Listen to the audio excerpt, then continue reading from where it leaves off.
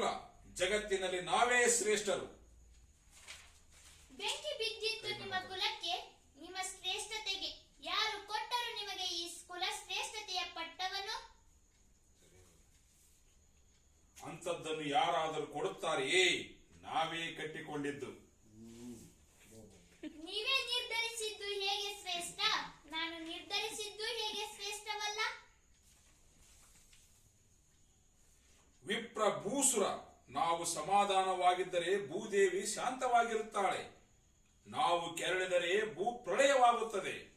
ಜನರಿಗೆ ಒಳ್ಳೆಯದಾಗಲೆಂದು ನಾವು ಶಾಂತಿ ಪ್ರಿಯರಾಗಿ ಬದುಕುತ್ತಿದ್ದೇವೆ.